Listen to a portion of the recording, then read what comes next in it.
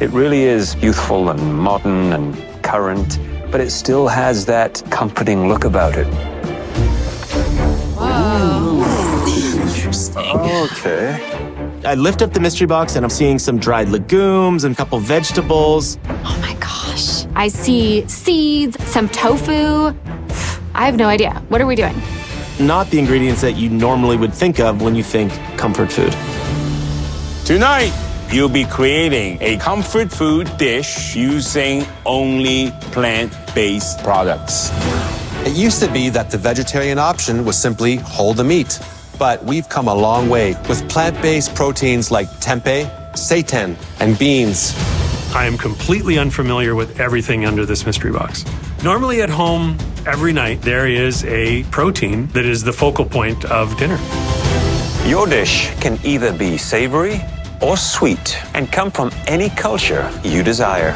The world is your oyster, or whatever the plant-based alternative is for oysters. To help you create these comfort classics without any animal products, we've provided you with Becel plant-based bricks. They're a 100% plant-based alternative that cooks, tastes, and bakes like dairy butter. Becel's website motivates thousands of Canadians to embrace plant-based baking and cooking. And if you win tonight, your dish will inspire a feature recipe on the website. Wow. Oh my gosh. I would love to have my dish published with Becel. It would be amazing to have my recipe for all of Canadians to try.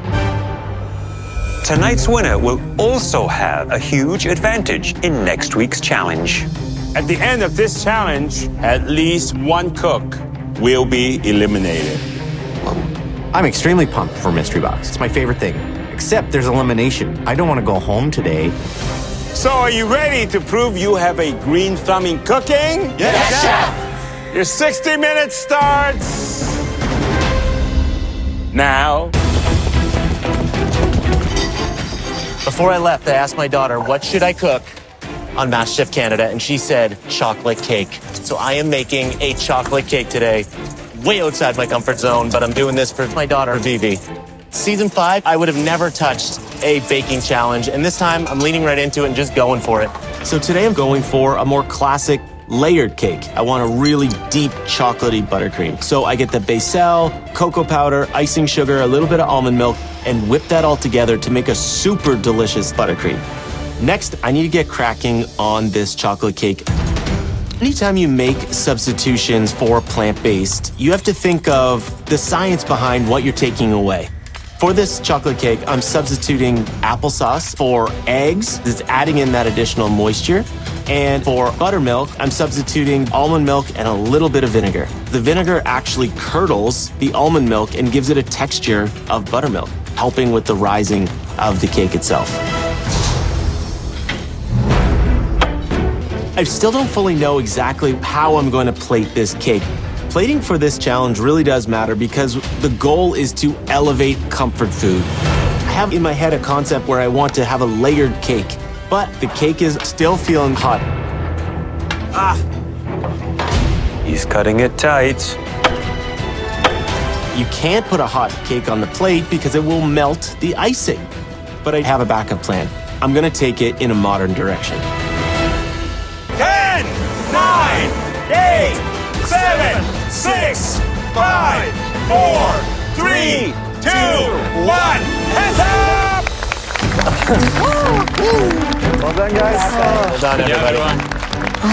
You guys are awesome. Holy smokes. Andy. At the beginning of this challenge, I was thinking about more classic layered cake. But then I ended up in a modern direction. Kind of risky, it's a little bit different. I hope the judges will appreciate it. I made a death by chocolate and black bean cake, buttercream icing, and a little bit of toasted coconut as well. This was made for my daughter. It really is youthful and modern and current, but it still has that comforting look about it. The buttercream is so light and fluffy and not overly sweet. And I love the fact that you've added the black beans, a little bit of coconut for contrast and crunch and texture. It really is a delightful tribute to your daughter. Thank you, Chef.